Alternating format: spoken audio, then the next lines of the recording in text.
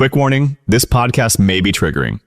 If you are currently in a toxic relationship, it's best not to listen to this episode around that person. If you are experiencing emotional or physical abuse and the situation escalates, please get in touch with the National Domestic Violence Hotline at 1-800-799-7233 in the United States. You are not alone, and help is available. Let's proceed with care. There is an ocean of everything you want: success, power, and the most satisfying relationships. It's all available and waiting for you. This is The Zone of Action with your host, Jerold Action Jackson. Today, the subject of this podcast is why we stay when we feel unwanted, why we stay when we feel unwanted, and how to walk toward the life we deserve. If you spend any time riding southern interstates the way I do, swapping between Baton Rouge, New Orleans, and Houston, one thing becomes crystal clear. You can cover a lot of miles without ever really moving forward inside. On the radio, we spin uplifting songs and speak light into the airwaves of podcasts. Yet when the commercials roll, I answer text, email, and DMs laced with quiet heartbreak. The most common thing, people who know deep in their bones that they're stuck in relationships where the other person has already checked out. You'd think recognizing the problem would make walking away easy. Spoiler alert, it rarely is. We are wired for connection, and that wiring doesn't always get the memo when love turns lopsided. Today, I'm speaking for anyone who has felt that ache, the ache of sleeping beside someone who wishes they were somewhere else, or pouring yourself into a business partnership where your ideas are met with a shrug. I'm writing for 5 courageous individuals who permitted me to share their stories, as their struggles mirror those of thousands of others. Derek in Glendale, Marlene in Springdale, Kyle in Durango, Amy in Bar Harbor, and Raymond in Sugar Creek. If you recognize pieces of yourself in their stories, stick with me. Being unwanted does not make you unlovable, unworthy, or incapable of love. It simply means your current environment cannot reflect the bright light you already carry. Let's talk about why we stay, what it costs, and how to take the tiniest next step toward a life where love, peace, and joy have room to breathe. The hidden glue that keeps us stuck. Before we zoom in on each friend's situation, let's zoom out and look at the forces that often lock people in place. Fear of loneliness. The unknown can feel scarier than known misery. Low self-esteem. If I don't feel worthy, I'll accept crumbs and call it dinner. Sunk cost fallacy. I've invested too much to quit now. Social image. We fear judgment more than pain. Financial entanglement. Money handcuffs can masquerade as devotion, hope, addiction. We cling to memories of what was instead of facing what is. Trauma bonds. High highs and low lows can chemically tether us to the roller coaster. Each of our 5 friends is caught by one or more of these hooks. Let's meet them, name the hook, and map an exit. Derek in Glendale, Arizona. Main hook, fear of loneliness. Derek is a 32-year-old graphic designer who's been with his girlfriend, Tessa, for 5 years. He tells himself the relationship is fine, but his eyes tell me a different story. Tessa rarely comes home before midnight, brushes off his invitations to date nights, and refers to him as her roommate when talking to friends. Derek's greatest fear isn't her indifference. It's the empty condo if she leaves. Why the fear feels overwhelming. Humans are social animals, and our brains register rejection in much the same way as physical pain. Derek's nervous system equates solitude with danger, even when that solitude would be safer than living on emotional crumbs. A path forward. Small step 1. Sample healthy solitude. I asked Derek to schedule one intentional solo evening per week with no TV, no scrolling, just a journal, his favorite music, and his favorite takeout. Within a month, he discovered he enjoys his own company. Small step 2, rebuild the community outside the relationship. He joined a Saturday morning outdoor mentoring group. New faces, fresh air, zero pressure. Every mile widen the doorway to friendships that don't require romantic commitment. Small step 3, name the reality out loud. When Derek finally said, Tessa is treating me like an afterthought, the spell broke. Naming the problem weakened fear's grip, and he could picture a post-Tessa life without his world collapsing around him. Marlene in Springdale, Utah. Main hook, low self-esteem.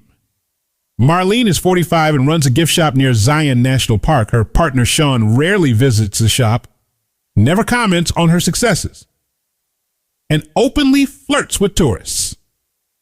When I asked why she stays, her voice went soft. I'm not exactly a catch. Who else would want me? Why the hook feels unbreakable. Self-worth often solidifies around the messages we absorbed in childhood or from past relationships. If nobody modeled unconditional acceptance, we internalize criticism as truth. Sean's lukewarm care confirms Marlene's old script. You're lucky anyone stays. A path forward. Small step 1, audit your inner talk. For a week, Marlene tracked every self put down in a notebook. Awareness is ground zero. She was shocked by the sheer volume. Small step 2, build micro evidence of worth. Each evening, she listed 3 ways she added value that day, such as helping a lost hiker, creating a window display that made a kid smile, and donating to a local shelter. Evidence, evidence, evidence. Small step 3, seek mirrored affirmation. Marlene found a therapist in a women's entrepreneur circle. In spaces where her gifts were celebrated, the old narrative began to crack. From there, she could see that staying with Sean was a choice, not destiny. Kyle in Durango, Colorado. Main hook, sunk cost fallacy. Kyle is 38, part owner of a mountain bike rental shop. He has poured thousands of hours and dollars into a relationship with Tara that began in college. Their kitchen table diaries read like different novels. His dreams of marriage and kids. Her plans to move to Costa Rica alone. Kyle's refrain, but I've invested half my life. Why the hook feels ironclad. Economists call it the sunk cost fallacy. When we've spent a lot on something, we irrationally double down to avoid wasting the investment, even when future returns look bleak. Emotionally, quitting can feel like admitting failure. A path forward. Small step 1, shift the metric. I asked Kyle, what if success equals using your next decade wisely, not preserving the last one? Reframing value toward the future reveals the actual cost of stagnation. Small step 2, calculate the opportunity cost. Kyle listed adventures, relationships, and financial moves he's postponed for Tara. The list shocked him into action. The real waste was continuing. Small step 3, recover sunk value. Not all investments are lost. Skills, wisdom, and resilience learned in a long relationship travel with you. Kyle wrote a gratitude letter, not to be sent, recognizing lessons Tara inadvertently taught him, proof that the past still adds to his future. Amy is in Bar Harbor, Maine. Main hook, fear of social judgment. Amy, 29, works remotely in marketing and enjoys Bar Harbor's coastal charm. Her long-distance boyfriend, Evan, ghosted her on a trip she flew 1,400 miles to take. Her biggest worry, I bragged about our relationship. My friends will think I failed. Why the hook feels crippling. Social belonging drives survival instincts. Prehistoric exile meant death. Even today, being the friend who couldn't keep a partner can feel like modern exile, especially in small social circles where relationships are milestones. A path forward. Small step 1. Tell the truth to one safe person. Amy confessed the whole story to her college roommate, Jenna. Instead of shame, she received empathy and Thai takeout therapy. Reality spoken equals shame weakened. Small step 2, rewrite the narrative. We drafted a short statement Amy could share if asked. Evan and I realized we want different things, and I'm excited about new chapters. Owning the story steals gossip's oxygen. Small step 3, reinvest visibility. Amy filled her calendar with pottery classes, kayaking meetups, and a weekend volunteering at Acadia National Park. Showing up solo, yet thriving, flipped the script. Friends admired her courage more than they ever applauded her old couple photos. Raymond in Sugar Creek, Ohio, main hook. Financial entanglement. Raymond, 52, works in maintenance at a local factory. His wife, Lisa, is a nurse who covers 70% of household costs, but also carries on serial affairs and calls Raymond deadweight during arguments. He stays because he dreads the math of living alone. Why the hook seems uncuttable.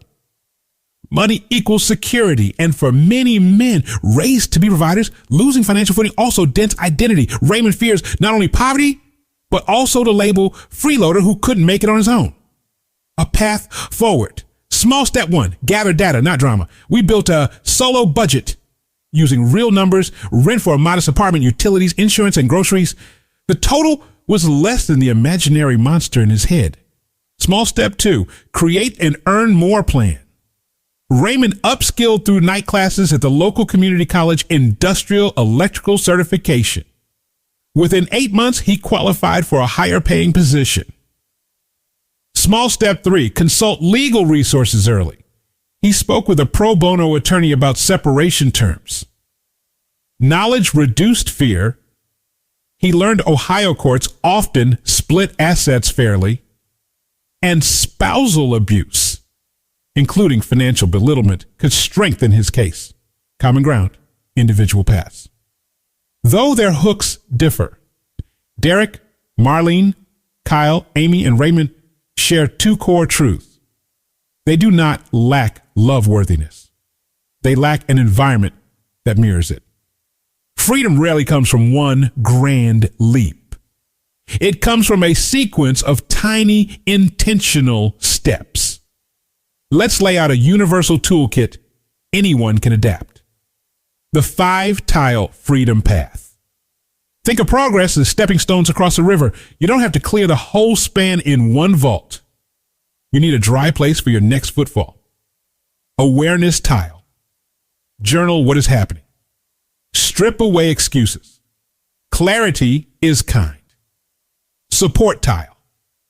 Confide in at least one neutral party, such as a counselor, coach, or wise friend who has no stake in maintaining the status quo. Identity tile. List your values and strengths separately from the relationship. Who are you when nobody else is in the room? Plan tile. Outline finances, housing options, childcare needs, or business exit strategies. A plan shrinks monsters under the bed. Action tile. Take the next smallest step. Mail the resume, book the therapy session, attend the hobby meetup, call the attorney, and sign up for the class. Rinse, assess, repeat. Every cycle widens the gap between you and toxicity.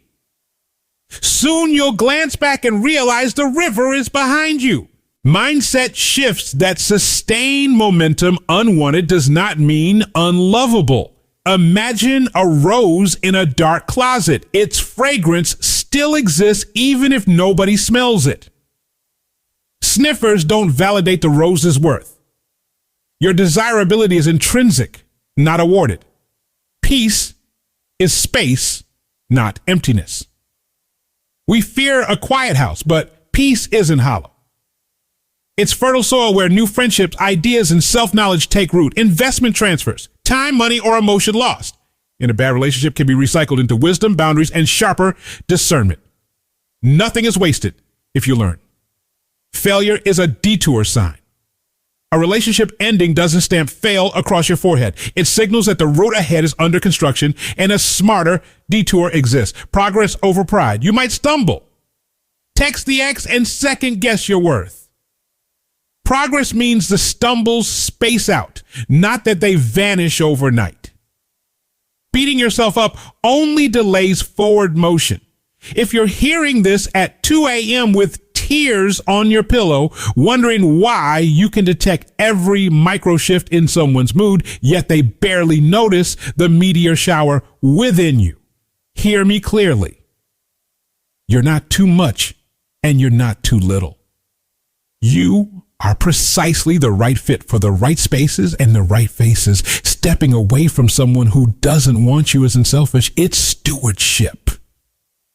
You steward your energy, time, gifts, and future happiness. You also release the other person to confront their growth or stagnation without using you as a cushion. Take one tiny step today. Text a friend for coffee, crack open a fresh spreadsheet, Google apartments, draft your resignation, or repeat to the mirror, unwanted does not mean unlovable. Tomorrow, take the next step. Momentum loves movers. I'll be cheering from the studio mic from every conference stage where I get to shout hope into a crowd. Because when you finally clear space for peace, love, and joy, you don't just change your life, you raise the voltage for everyone who tunes into your frequency. Keep growing, keep going. Your best chapter hasn't been written yet, and I can't wait to hear you tell the story. Check us out on Instagram and Twitter, JeroldJax, on Facebook, Jerold Action Jackson, and Zone of Action. Check out the website, JeroldJackson.com. Happiness starts with you. Not with your relationship, not with your job, not with your money, but with you in the zone of action. If you are experiencing emotional or physical abuse and the situation escalates, please get in touch with the National Domestic Violence Hotline at 1-800-799-7233 in the United States. You are not alone, and help is available.